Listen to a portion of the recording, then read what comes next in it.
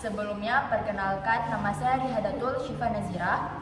Nama saya Nurul Natasha Gita. Nama saya Natasha Aulia Putri. Nama saya Ega Dina Julita. Nama saya Cutbeli Amelia. Saya Cukmandal Fahira.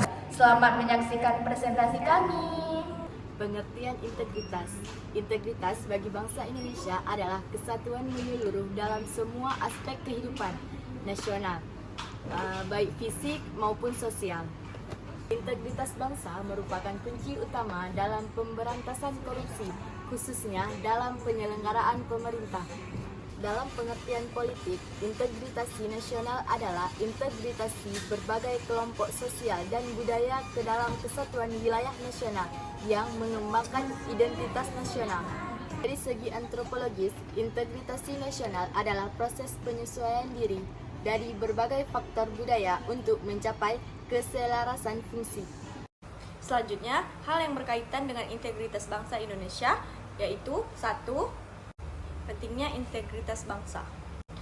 Pentingnya integritas bangsa terletak pada kemampuannya untuk menjaga persatuan, stabilitas, dan kepercayaan masyarakat, serta memastikan pembangunan yang berkelanjutan. Integritas ini menciptakan fondasi moral dan sosial yang kuat, memperkuat negara baik di dalam maupun di luar negeri. Selanjutnya, poin yang kedua, peran pemimpin dalam integritas bangsa. Bangsa adalah sebagai contoh teladan dalam menjalankan nilai-nilai kejujuran, keadilan, dan tanggung jawab.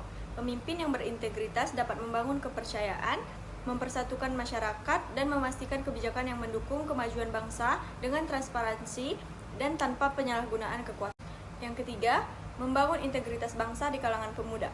Membangun integritas bangsa di kalangan pemuda berarti menanamkan nilai-nilai kejujuran, tanggung jawab, disiplin sejak dini, serta mendorong pemuda untuk menjadi agen perubahan yang berkomitmen pada kemajuan bangsa melalui tindakan yang konsisten dan bermoral. Dalam proses pencapaian terbentuknya integritas nasional, itu diperlukan beberapa syarat. Syarat yang pertama yaitu adanya kesederhanasan. Integritas nasional ini hanya dapat dibentuk dengan adanya kontribusi dari seluruh masyarakat. Syarat yang kedua yaitu adanya kesepakatan tentang aturan dan pedoman, yang mana seluruh masyarakat harus menyetujui aturan hidup yang telah ditetapkan. Kemudian syarat yang ketiga yaitu adanya nilai agama dan norma yang berlaku, yang mana nilai norma tersebut dijadikan sebagai acuan baku dalam pembentukan integritas nasional. Faktor pembentuk integritas nasional terbagi menjadi 6. Yang pertama, perasaan persatuan dan perjuangan. Ini dimulai pada masa kolonial ketika orang Indonesia tanpa memandang suku, ras, budaya, atau agama bersatu untuk kemerdekaan dari keinginan yang sama.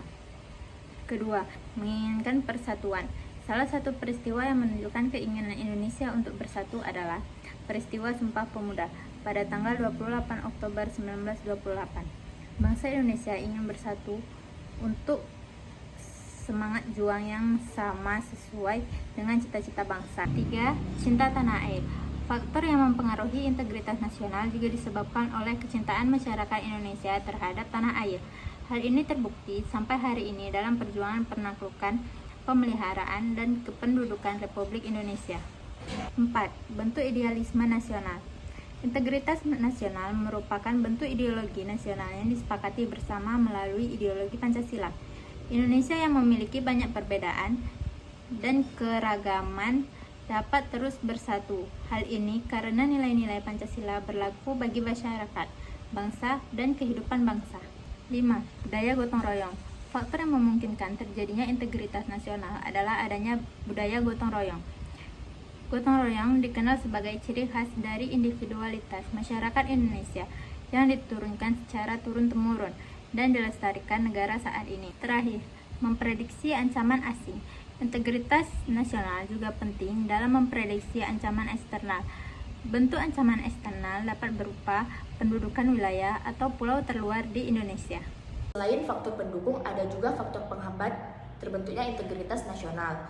Yang pertama adalah masyarakat Indonesia yang beragam. Masyarakat Indonesia beragam mencakup berbagai suku, bangsa, agama, ras, dan golongan lainnya. Yang kedua ada luas wilayah Indonesia. Luas wilayah Indonesia biasanya itu lebih dari 17.000 pulau yang dipisahkan oleh lautan yang luas. Dan yang ketiga ada etnosentrisme yang kuat. Apa itu etnosentrisme? Etnosentrisme adalah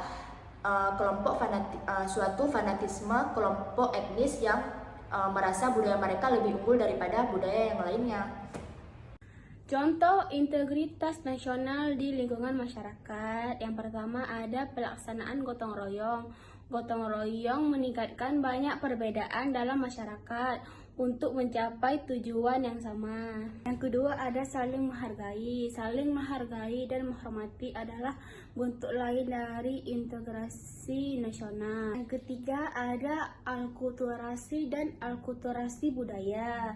Semua daerah memiliki budaya dan adat istiadat yang berbeda-beda. Yang keempat ada kepatuhan terhadap hukum. Aturan ini dikeluarkan untuk kepentingan umum. Toleransi beragama. Indonesia memiliki 6 agama yang diakui sebagai agama negara. Bangsa Indonesia memiliki tingkat toleransi yang tinggi dibandingkan dengan negara lain. Hello guys, welcome back to us. Bagaimana pendapat kalian tentang video sebelumnya? Apakah kalian sudah mengerti tentang integritas bagi bangsa Indonesia? Apabila belum, kalian bisa menonton kembali video ini. Jangan lupa subscribe, like, comment, and share. Sekian video presentasi kami. Mohon maaf apabila ada kekurangan dan salah kata. Wassalamualaikum warahmatullahi wabarakatuh.